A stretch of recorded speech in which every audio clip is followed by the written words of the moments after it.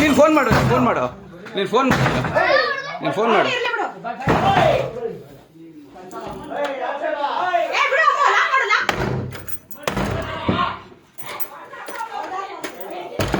Phone ಮಾಡಬೇಕಾ ಪೊಲೀಸ್ಗೆ?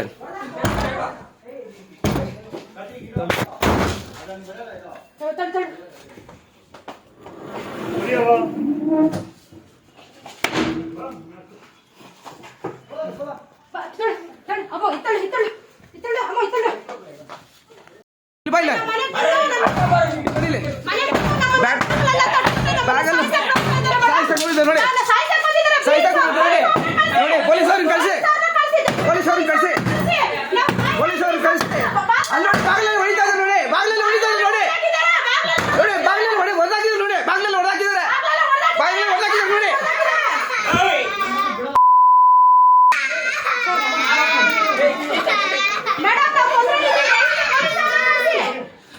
ನೋಡಿ ಇಲ್ಲೆಲ್ಲ ನೋಡಿ, ಇಲ್ಲಿ ನೋಡಿ.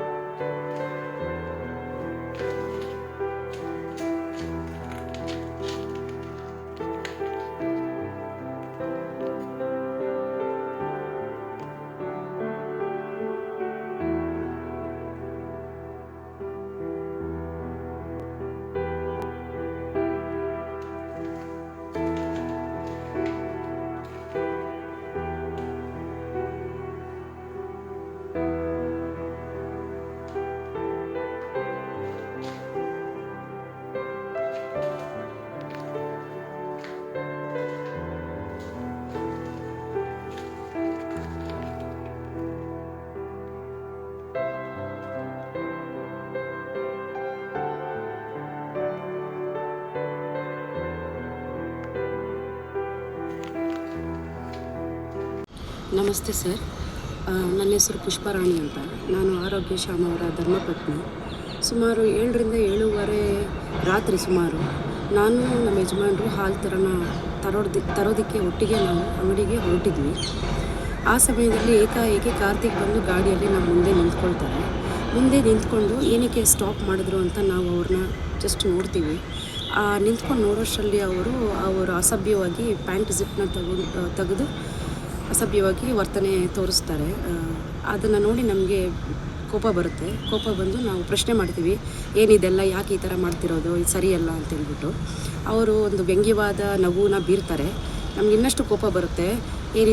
ಇದೇ ಥರ ನಮಗೆ ತೊಂದರೆ ನೀನು ಕೊಡ್ತಾ ಇದ್ದರೆ ನಾನು ಮಹಿಳಾ ಠಾಣೆಗೆ ಹೋಗಿ ಕಂಪ್ಲೇಂಟ್ ರೇಸ್ ಮಾಡಬೇಕಾಗುತ್ತೆ ಅಂತ ಸ್ವಲ್ಪ ಜೋರಾಗಿ ಕಠಿಣವಾಗಿ ಹೇಳ್ತೀನಿ, ಕೈ ತೋರಿಸ್ಕೊಂಡು.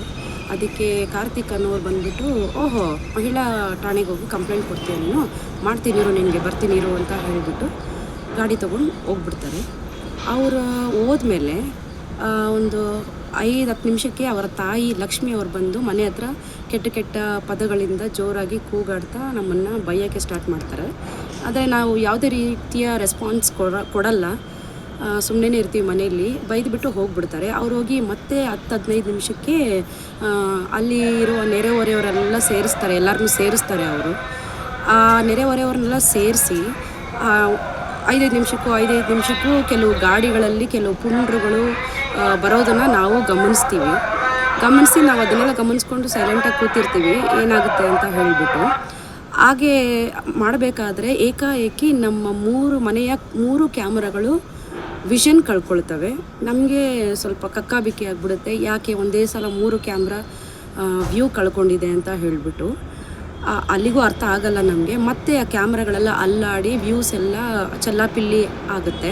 ಆ ವ್ಯೂಸ್ ಚೆಲ್ಲಾಪಿಲ್ಲಿ ಆಗಬೇಕಾದ್ರೆ ನಮಗೆ ಅರ್ಥ ಆಗುತ್ತೆ, ಏನೋ ನಮಗೆ ಹಲ್ಲೆ ನಡೆಯೋ ಥರ ಘಟನೆ ನಡೆಯೋ ಥರ ನಮಗೆ ಅನ್ಸೋಕ್ಕೆ ಸ್ಟಾರ್ಟ್ ಆಗುತ್ತೆ. ನಾವೇನು ಮಾಡ್ತೀವಿ, ಕಿಟಕಿ ಬಳಿ ಹೋಗಿ ನೋಡಿದಾಗ ಒಂದು 25ರಿಂದ 30 ಜನ ನಮ್ಮ ಮನೆಗೆ ಕಡೆ ಓಡಿ ಬರೋದನ್ನು ನೋಡ್ತೀವಿ. ನಮಗೆ ಭಯ ಆಗಿ ಬಾಗಲ ಚಿಲ್ಕ ಹಾಕಿ ನಾವೇನು ಮಾಡ್ತೀವಿ, ಸೋಫಾನೆಲ್ಲ ತಳ್ಳೋಕ್ಕೆ ಸ್ಟಾರ್ಟ್ ಮಾಡ್ತೀವಿ. ಅಷ್ಟರಲ್ಲಿ ಅವ್ರು ಬಂದು ಜೋರಾಗಿ ಕಲ್ಲು, ಮಚ್ಚು, ರಾಡ್, ಬ್ಯಾಟ್ಗಳು ಎಲ್ಲ ತಗೊಂಡು ಬಂದು ಜೋರಾಗಿ ಬಾಗಿಲನ್ನು ಹೊಡೆಯೋಕ್ಕೆ ಸ್ಟಾರ್ಟ್ ಮಾಡಿ ಕಿಟಕಿ ಹತ್ರ ಬಂದು ಅವಾಚ್ಯ ಶಬ್ದಗಳಿಂದ ನಮ್ಮನ್ನು ಬೈತಾ ಆಚೆ ಬಾರೆ ಅಂತ ನಮ್ಮನ್ನು ಬೈತಾ ಈ ಎಲ್ಲ ಸಾಮಗ್ರಿಗಳನ್ನು ನಮ್ಮ ಮೇಲೆ ಎಸೆಯುತ್ತಾ ನಮಗೆ ಭಯ ಹುಟ್ಟಿಸಿ ನಮ್ಮ ಮೇಲೆ ಹಲ್ಲೆ ಮಾಡೋಕ್ಕೆ ಸ್ಟಾರ್ಟ್ ಮಾಡ್ತಾರೆ. ಆ ಸಮಯದಲ್ಲಿ ನಮಗೆ ತೋಚಿದ್ದು ಬೇರೆ ಏನೂ ಇಲ್ಲ, ಅಲ್ಲಿ ಯಾರೂ ಇಲ್ಲ, ಯಾರ ಹತ್ರ ಹೋಗಬೇಕು, ಎಲ್ಲಿಗೆ ಹೋಗಬೇಕು ಅನ್ನೋ ಒಂದು ಮಾಹಿತಿನೂ ಇಲ್ಲ, ಏನು ಮಾಡಬೇಕಂತ ಗೊತ್ತಾಗ್ತಾ ಇಲ್ಲ. ಮಕ್ಕಳು ಜೋರಾಗಿ ಕಿರ್ಚ್ತಾ ಇದ್ದಾರೆ, ಅವ್ರ ಮೇಲೆ ಕೂಡ ಎಲ್ಲ ಎಸಿತಾ ಇದ್ದಾರೆ, ಕಲ್ಲುಗಳನ್ನೆಲ್ಲ ಎಸಿತಾ ಇದ್ದಾರೆ, ಪಾಟ್ಗಳನ್ನ, ಕೋಲುಗಳನ್ನ, ಬ್ಯಾಟ್ಗಳನ್ನ ಎಸಿತಾ ಇದ್ದಾರೆ. ನಮ್ಗೇನು ಮಾಡಬೇಕಂತ ಗೊತ್ತಾಗ್ದಿರ ನಾವು 112ಗೆ ಕಾಲ್ ಮಾಡಿದ್ವಿ. ಅದರ ಜೊತೆಗೆ ನಾವು ಫೇಸ್ಬುಕ್ ಲೈವ್ ಮಾಡೋಣ ಅಂತ ಒಂದು ಯೋಚನೆ ಬರುತ್ತೆ ನಮಗೆ. ಸೊ ನಮ್ಮ ಯಜಮಾನರು ಫೇಸ್ಬುಕ್ ಲೈವ್ ಮಾಡ್ತಾರೆ. ನಾನು 112ಗೆ ಕಾಲ್ ಮಾಡಿ ಪೊಲೀಸ್ ಅವ್ರಿಗೆ ಬರೋಕ್ಕೆ ಹೇಳ್ತೀನಿ. ಆದರೆ ಪೊಲೀಸ್ ಅವ್ರು ಬಂದಿದ್ದು ಎಲ್ಲ ಮುಗಿದ ಮೇಲೇ ಬಂದಿದ್ದು, ಅದೇ ಬೇರೆ ವಿಚಾರ. ಅಲ್ಲಿವರೆಗೂ ಎಲ್ಲದನ್ನು ನಾವೇ ಫೇಸ್ ಮಾಡಬೇಕಾಗಿ ಬಂತು. ಆ ಮಕ್ಕಳು ಭಯ ತಡ್ಕೊಳಕ್ಕಾಗ್ದಿರ ಹೋಗಿ ಒಳಗಡೆ ನಾನು ಅವ್ರನ್ನ ಕರ್ಕೊಂಡೋಗಿ ರೂಮಲ್ಲಿ ಇಕ್ಸ್ಬಿಟ್ಟು ಮತ್ತೆ ಬಂದು ಆ ಸೋಫಾನಲ್ಲಿ ತಳ್ತಾ ಇದ್ದಾರೆ, ಬಾಗಿಲನ್ನ ಫುಲ್ ಒಡೆದಾಕ್ತಿದ್ದಾರೆ, ಕಲ್ಲುಗಳನ್ನೆಲ್ಲ ಎಸಿತಾ ಇದ್ದಾರೆ. ಆ ಕಾರ್ತಿಕ್ ಅನ್ನೋನು, ಕಿರಣ್ ಅನ್ನೋನು ಎಲ್ಲ ಕಲ್ಲುಗಳನ್ನು, ಶಸ್ತ್ರಾಸ್ತ್ರಗಳನ್ನು ಎಸ್ದು ನಮಗೆ ಹಾನಿ ಮಾಡಿ ಒಳಗೆ ಬಂದು ನಮ್ಮನ್ನು ಸಾಯಿಸ್ಬಿಡ್ಬೇಕು ಅನ್ನೋ ಒಂದು ಹಂತಕ್ಕೆ ತಲುಪ್ತಾರೆ. ನಾವು ಆದರೆ ಟ್ರೈ ಮಾಡ್ತೀವಿ ಆ ಸೋಫಾನ ಎಲ್ಲ ತಳ್ಳಿಬಿಟ್ಟು. ಅದೇ ಟೈಮ್ಗೆ ನಮ್ಮ ಅತ್ತೆ ಮಾವಂದಿರು ಕೂಡ ಅಲ್ಲಿಗೆ ಬರ್ತಾರೆ. ನಾವು ಫೋನ್ ಮಾಡಿ ಕರೆಸ್ಕೊಳ್ತೀವಿ. ಬಂದ ಅವರನ್ನು ಸಹ ಹಿಗ್ಗ ಮುಗ್ಗ ಎಲ್ಲ ಕೆಳಗೆ ಹಾಕಿ ನೆಲದ ಮೇಲೆ ಚೆನ್ನಾಗಿ ಹೊಡೆದು ಅವ್ರಿಗೂ ಸಹ ಹಲ್ಲೆ ಮಾಡ್ತಾರೆ. ಅದಾಗಿ ಇಷ್ಟೆಲ್ಲ ಆಗೋಷ್ಟರಲ್ಲಿ ಒಂದು 40ರಿಂದ 45 ನಿಮಿಷ ಆಗುತ್ತೆ. ಅಲ್ಲಿವರೆಗೂ ಯಾವ ಪೊಲೀಸವರು ಕೂಡ ಬಂದಿರೋದಿಲ್ಲ. ನಾವು ಸ್ಟಾರ್ಟಿಂಗಲ್ಲೇ ಕರೆ ಮಾಡಿರ್ತೀವಿ. ಆದರೆ 45 ನಿಮಿಷ ಆಗಿದ್ದರೂ ಕೂಡ ನಮ್ಮ ಮನೆಯಿಂದ ಅಮೃತಹಳ್ಳಿ ಪೊಲೀಸ್ ಸ್ಟೇಷನ್ಗೆ ತುಂಬ ಏನು ದೂರ ಇಲ್ಲ, 5ರಿಂದ 10 ನಿಮಿಷ ಅಷ್ಟೇ. ಬಟ್ ಆದರೂ ಅಲ್ಲಿಗೆ ಯಾರೂ ಧಾವಿಸಿರಲ್ಲ. ಫೇಸ್ಬುಕ್ ಲೈವ್ ನಾವು ಮಾಡೋದನ್ನು ನಮ್ಮ ಯಜಮಾನರ ಕೆಲವು ಫ್ರೆಂಡ್ಸ್ ನೋಡಿಬಿಟ್ಟು ಸ್ಥಳಕ್ಕೆ ಧಾವಿಸ್ತಾರೆ. ಆ ಟೈಮ್ಗೆ ಇನ್ನೊಂದು 2 ನಿಮಿಷ ಬಿಟ್ಕೊಂಡು ಪೊಲೀಸ್ ಅವ್ರು ಬರ್ತಾರೆ. ಅವ್ರು ಬರೋದನ್ನು ನೋಡಿಬಿಟ್ಟು ಈ ಪುಂಡ್ರು ಏನು ಮಾಡ್ತಾರೆ, ಹೊಟ್ಟೋಗ್ತಾರೆ, ಅಲ್ಲಿಂದ ಓಡೋಗ್ಬಿಡ್ತಾರೆ. ಅದಾದಮೇಲೆ ನಾವು ಸ್ಟೇಷನ್ಗೆ ಹೋಗಿ ಈ ಹಲ್ಲೆ ಬಗ್ಗೆ ಪ್ರಕರಣನ ದಾಖಲು ಮಾಡ್ತೀವಿ.